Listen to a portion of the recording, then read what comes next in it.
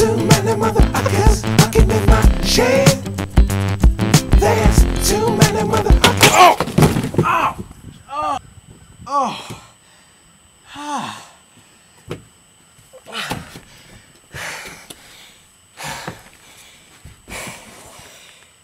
Hello, and thank you for joining me at Totally Legal Productions Comic Book Review, Episode 3. On today's episode, we're going to be talking about Air Issue 1, published by Vertigo Comics, GeNext, Issues 1 through 5, published by Marvel Comics, and Catwoman, Issues 81 and 82, published by DC Comics. Now,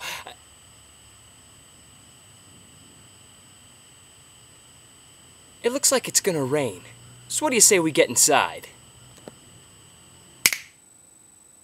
Okay, first up on today's episode, we are going to talk about Catwoman issues 81 and 82, published by DC Comics. Now these are the final two issues of the title, as DC has pulled the plug on the Catwoman series. So this is it, the final two issues of the entire run. And where the previous storyline was kind of bad, unfortunately these last two issues don't really get much better. Now, penciler David Lopez, he does a pretty good job. It's his typical art that he's done throughout his entire run on the title. But he does have some weird panels where, like, Catwoman just looks odd. Like, there's one where her tongue is sticking out, and there's another one where she's making these really weird, elasticy grins, and, it's really not how you want Selina Kyle to look. You want her to be sexy, not looking weird. But he does draw a really cool-looking police blimp. It's very reminiscent of the Batman the Animated Series police blimps, so that was cool. Writer Will Pfeiffer. His story's pretty convoluted. In issue 81, Catwoman is assigned by a villain to steal this really rare painting, so of course she can make a lot of money. And she has to steal it from this rich guy who's throwing this costume party where all his patrons are dressed like DC heroes and villains, and of course, how convenient, because in walks Catwoman just dressed as her normal attire, and of course nobody's the wiser of her. Whatever. But I also just don't really like Pfeiffer's style. In his thought panels for Selina Kyle Catwoman, he likes to underline words to emphasize, what words are important in the line, and it's just kind of annoying. Like, for instance, Selina says, "Sometimes you see something in a catalog, and you just have to get it." Thanks, Will, for telling us to emphasize the word see and just. Thank you. It kind of reminds me of an actor who just telegraphs what they're thinking because they think the audience is too dumb to pick up on it on their own. Yeah, that's kind of how it reads, and it's pretty annoying. But I will say this. In issue 82, he does write a great... Well, it's not great, but he writes a scene with Batman and Catwoman because in the last few years their relationship has really budded, and he does kind of wrap up that relationship between Bruce Wayne and Selina Kyle. And while it's not the best resolution, he does address it and he does resolve it, so I guess you just gotta accept it as being a comic fan.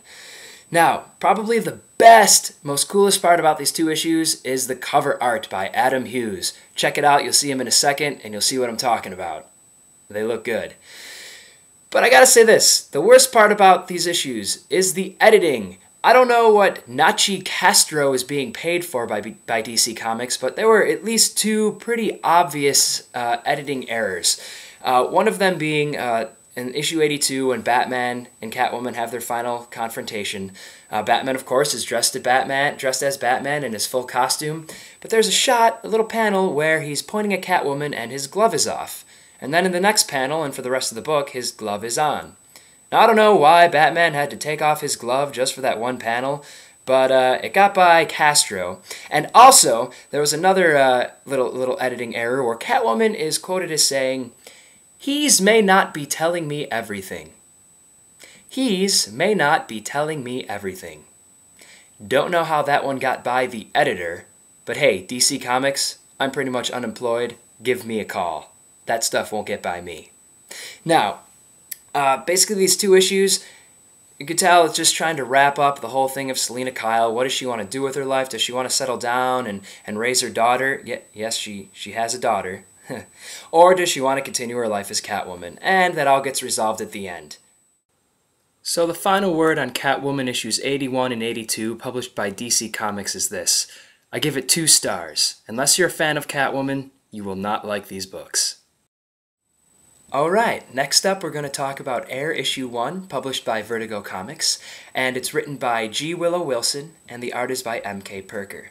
Now, the story takes place in the modern day, and it really runs with the idea that terrorism has this stranglehold on people's fear of flying, and that's pretty much the running theme throughout the entire first issue.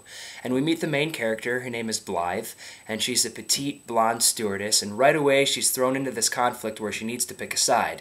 She either needs to trust this vigilante group whose main goal and mission is to rid the world of terrorism from the air, or she needs to trust this tall, dark, dashing dude who has far too many aliases to count. And, of course, he's recommending her to not trust this vigilante group, and drama unfolds. Now, before the issue was even published, writer G. Willow Wilson, she was quoted as saying it's going to be a long, strange ride, and strange it is indeed.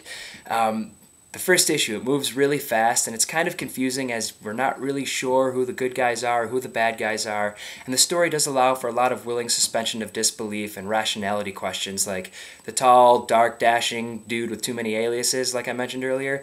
Well, Blythe, the main character, she runs into him like in terminals across the world, and you're just like, come on, what are the chances of that happening? But, you know, first and foremost, it is a comic book, and she has plenty of issues to explain things, as this is only issue 1, and I really hope she does.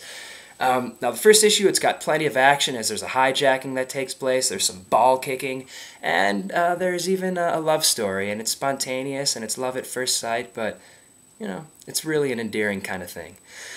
Now, at first, when I was reading it, I didn't really like it. I was confused as hell, and I didn't really know what was going on, but Wilson, she does wrap things up at the end of the issue, and it kind of has the reader going, oh, so that's what was going on.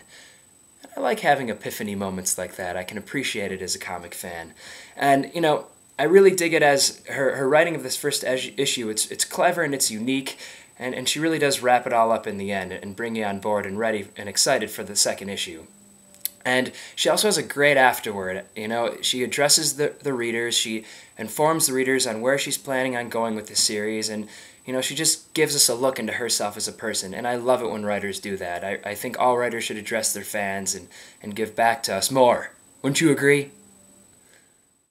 Overall, I'm going to give Air Issue 1, published by Vertigo Comics, a 3-star rating. And I give it that because it's only issue 1 and we kind of need to see where it goes from here.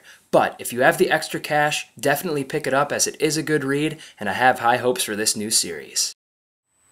Finally, on today's show, we are going to talk about GeNext issues 1 through 5, published by Marvel Comics, written by Chris Claremont, and penciled by Patrick Schierberger.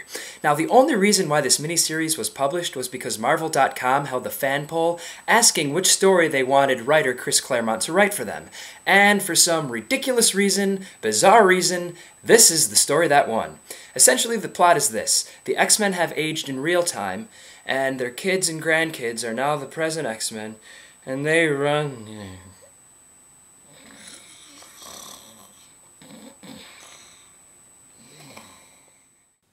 So there you have it, GeNext issues 1 through 5, published by Marvel Comics. I give it a 1-star rating. It's absolutely terrible, it's horrible, it's garbage, I hate Chris Claremont, don't waste your money. Okay, so that wraps up episode 3. Go Bills, go Falcons this weekend, and enjoy this.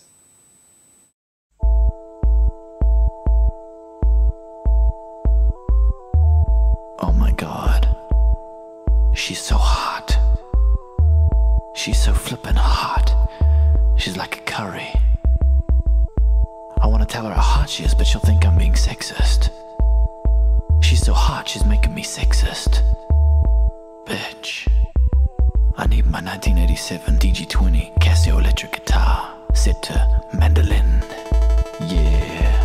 Drop the drums. Yeah, man, now I see you give the sign, I wanna boom like it's never been done. Busting moves that they click a boom of a gun. In the marquee, in the bass is booming. Someone smoking boom at the back of the room. And it's the first day of boom, and the flowers are blooming. Drum, boom, bass, and the party is booming. Boom, a boom, like a rocket taking off to the moon. Boom, boom, like a bride and boomer. See you shaking that boom, boomer. See you looking at my boom, boomer. See you want some boom, boom. It's clear as boom, tam, boom, boom. Let me buy you a boom, boom. under a fancy bum. You like bum, and I like bum. Enough small bum, let's boom the bum. Fast forward, selector. Now we're rolling on a bum bum. Right into my private room, and we know what's happening. We both assume we're gonna boom boom boom till the break of boom.